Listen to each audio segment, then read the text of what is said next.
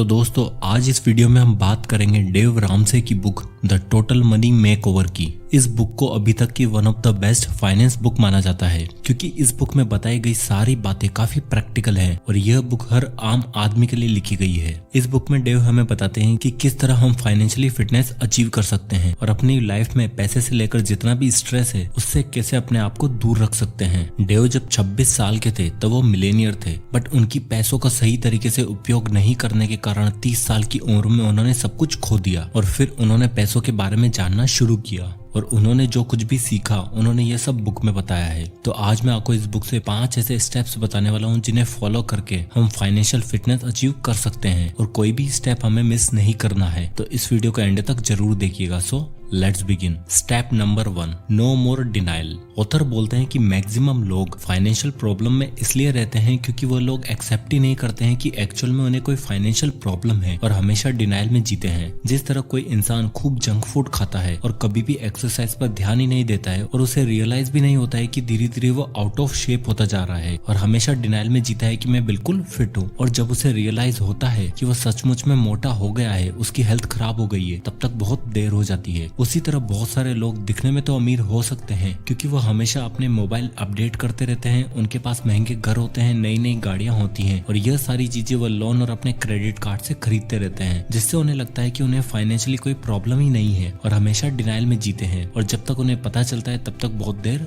हो जाती है क्योंकि ये प्रोसेस बहुत ही स्लो होता है और लोग इसे इग्नोर करते चले जाते हैं। तो ऑथर बोलते हैं कि हमारी फाइनेंशियल कंडीशन बिल्कुल हमारी फिटनेस की तरह होती है, हमें उसका हर वक्त ध्यान रखना है, नहीं तो हमें पता ही नहीं लगेगा कि हम कब बर्बाद हो गए हैं। इसलिए ऑथर हमें डिनाइल से बाहर आने को बोलते हैं और बताते हैं कि सच का सामना करो, अपने आप को मिरर में देखो क्योंकि आप ही खुद के सबसे बड़े दुश्मन हो, और अगर आपका वेट ज्यादा है तो उसे एक्सेप्ट करो और एक्सरसाइज करो। उसी तरह अपने खर्चों को ट्रैक करो कि आप कितना कमाते हो और कितना पैसा खर्च कर रहे हो। कहीं ऐसा तो नहीं कि आप जितना कमाते हो उससे ज्यादा तो खर्च कर रहे हो, तो आप फाइनेंशियली आउट ऑफ शेप हो और ये फाइनेंशियल बबल कभी भी फट सकता है। तो उससे पहले रेडी हो जाओ और अपने आप को उससे बाहर निकाल लो। Step number 2, start your emergency fund. जब भी हमें कोई इमरजेंसी होती है तो ऑथर ने उन दिनों को रेनी डेज का नाम दिया है और इस इमरजेंसी फंड को ऑथर ने अम्ब्रेला बताया है। जिस तरह बारिश से हमें ये अम्ब्रेला बचाता है, उसी तरह जब कोई इमरजेंसी आती है उस वक्त यह इमरजेंसी फंड हमारे अम्ब्रेला की तरह काम करता है और हमें भीगने से बचाता है, मतलब कि हमारे काम आता है। अब सवाल यह आता है कि हमें कितना फंड चाहिए इमरजेंसी के लिए। ऑथर हमें $1000 सजेस्ट करते हैं, यानी कि लगभग 75,000 रुपए, बट आपकी एटलीस्ट एक मंथ की सैलरी तो इमरजेंसी फंड में आपके पास होनी चाहिए, जिससे आपको इधर उधर पैसे मांगने की जरूरत ना पड़े। अब इमरजेंसी कैसे हो सकती है? अचानक से आपके घर में कोई मेडिकल इमरजेंसी आ जाए, या फिर आपकी जॉब चली जाए, या फिर आपके बिजनेस में बहुत ही बड़ा लॉस हो जाए, ये सब इमरजेंसी हो सकती है। और ये इमरजेंसी फंड लिक्विड फॉर्म में आपके पास होना चाहिए, मतलब कि इन पैसों को आपको स्टॉक्स में या म्यूचुअल फंड्स में या फिर रियल एस्टेट में नहीं डालना है। ये पैसे आपके पास इजीली एक्सेसिबल होने चाहिए, जिससे कि इमरजेंसी के टाइम पर आप तुरंत इन्हें काम में ले सके और उस वक्त आपको किसी से पैसे मांगने की जरूरत या फिर अपने क्रेडिट कार्ड का इस्तेमाल करने की जरूरत ना पड़े। और आपको यह ध्यान रखना है कि आपका यह इमरजेंसी फंड आपको अपने शौक के लिए जैसे बर्थडे पार्टी या फिर नए मोबाइल खरीदने में काम में नहीं लेना है। जब एक्चुअल में कोई इमरजेंसी आएगी तभी आप इस फंड का इस्तेमाल कर सकते हो। और ऑथर हमें बताते हैं कि अगर आप अपने इमरजेंसी फंड का इस्तेमाल कर लेते हो तो आपको वापस से इस इमरजेंसी फंड को जल्दी से जल्दी इकट्ठा करके रख देना है। स्टेप नंबर 3, पे your loans with death snowball. अगर आप अपनी वेल्थ को बिल्ड करना चाहते हो तो आपकी सबसे पावरफुल वेपन होती है आपकी इनकम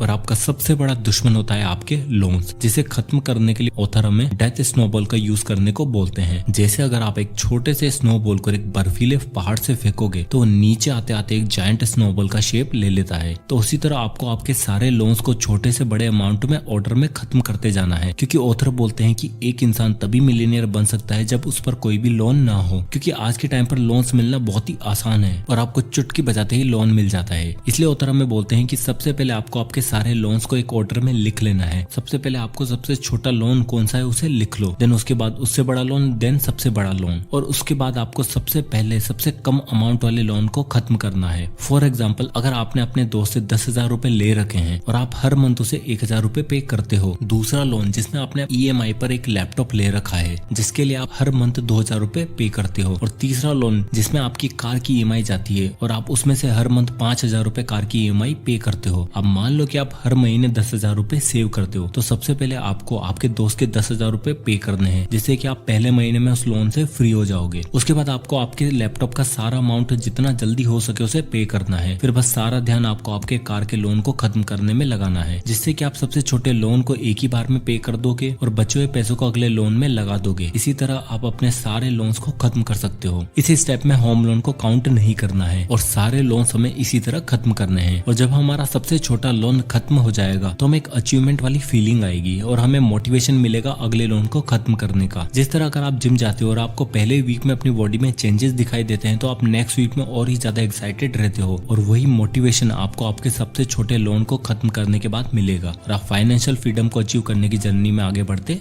जाओगे। Step number 4, finish the emergency fund. अगर हमने आगे के स्टेप्स कंप्लीट कर लिए हैं तो अब हमारे ऊपर कोई भी लोन नहीं बचा है एक्सेप्ट होम लोन के, और हमारे पास एटलीस्ट 75,000 रुपए भी होंगे। तो अब टाइम है हमें हमारे इमरजेंसी फंड को पूरा करने का। अब हम में से कई लोग सोचेंगे कि यार पहले भी तो हमने इस इमरजेंसी फंड की बात की थी, लेकिन यह स्टेप कहता है कि हमारे पास लिक्विड फॉर्म में कम से कम इतने पैसे होने चाहिए जिससे कि हम नेक्स्ट 6 महीने का खर्चा निकाल सकें। यानी कि अगर आपके महीने का खर्चा 50,000 है तो आपके पास 50,000 इंटू 6 यानी कि 3 लाख रुपए आपके पास लिक्विड फॉर्म में होने चाहिए। अब यह रखना क्यों है तो ऑथर हमें बताते हैं कि इमरजेंसी अब बुरा वक्त बताकर नहीं आता है। हो सकता है कि अचानक से आपकी जॉब चली जाए या फिर किसी को बड़ी बीमारी हो जाए, तो ऐसे वक्त में आपको अगले कुछ महीनों तक पैसे की टेंशन नहीं रहेगी और आप आसानी से अपनी नई जॉब इतने टाइम में ढूंढ ही लोगे। इसलिए आपके पास एटलीस्ट 6 महीने का इमरजेंसी फंड हर वक्त होना चाहिए। अब कई लोगों को लगेगा कि यार इन पैसों को तो मैं इन्वेस्ट कर देता हूँ, मुझे अच्छे रिटर्न मिल जाएंगे, बट ऑथर इसके लिए मना करते हैं। वो बोलते हैं कि यह पैसे आपके इंश्योरेंस के लिए हैं, इसलिए हो सकता है कि आपको इससे अच्छे रिटर्न न मिले बट बुरे वक्त में यही आपके काम आएंगे, इसलिए इतना फंड हमारे पास होना ही चाहिए। Step number 5, invest and enjoy. अब तक आपको लग रहा होगा कि ऑथर हमें एंजॉय ही नहीं करने दे रहे हैं, बट ऑथर का मानना है कि फ्रीडम मिलने के बाद एंजॉय करने का मजा ही अलग होता है, क्योंकि अब आपके सर पर कोई भी लोन बाकी नहीं होगा और अब आपके पास इमरजेंसी के लिए भी अच्छा खासा फंड भी पड़ा है। तो अब आप जो पैसा कमा रहे हो उन्हें इन्वेस्ट करना स्टार्ट कर दो और बचे हुए पैसों से अपनी लाइफ को एंजॉय करो। और अब आपको आपकी फाइनेंशियल फिटनेस को मेंटेन करके रखना है। जब आप जिम में बहुत मेहनत करके एक अच्छा शेप ले लेते हो तो उसके बाद आपको उतना वर्कआउट नहीं करना होता है और आप तब भी अपनी फिटनेस को मेंटेन रख सकते हो। उसी तरह जब आप अपने आप को फाइनेंशियली सिक्योर कर लेते हो तो ऑथर हमें अपनी इनकम का एटलीस्ट 15% इन्वेस्ट करने को बोलते हैं, जो कि आपके फ्यूचर को सिक्योर रखेगा। उसके लिए आप अपने पैसों को स्टॉक्स में, बॉन्ड्स में या फिर म्यूचुअल फंड आदि में इन्वेस्ट कर सकते हो और आपका एम होना चाहिए अपनी इन्वेस्टमेंट से एटलीस्ट 10% रिटर्न जनरेट करने का। और जब आप ये रिटर्न अचीव कर लोगे तो सही मायनों में आप अमीर बनने के रास्ते पर चलना स्टार्ट कर दोगे और बहुत ही जल्दी फाइनेंशियल फ्रीडम भी हासिल कर लोगे। तो दोस्तों ये थे 5 स्टेप्स डेव रामसे की इस amazing book the total money makeover से। तो अगर आप भी फाइनेंशियल फ्रीडम अचीव करना चाहते हैं तो इन बताए हुए सारे स्टेप्स को फॉलो जरूर करिएगा। तो आई होप कि ये वीडियो आपको पसंद आया होगा, तो इसे लाइक करें और ज्यादा से ज्यादा लोगों तक इसे शेयर करें ताकि बाकी लोगों को भी इस चीज के बारे में पता चल सके। और आगे के वीडियोस के लिए हमारे चैनल को सब्सक्राइब जरूर करिएगा। और अगर आप किसी भी बुक या टॉपिक पर वीडियो चाहते हैं तो हमें कमेंट बॉक्स में कमेंट करके जरूर बताइएगा, हम उस पर वीडियो बनाने की पूरी कोशिश करेंगे। तो मिलते हैं नेक्स्ट वीडियो में, तब तक के लिए जय हिंद।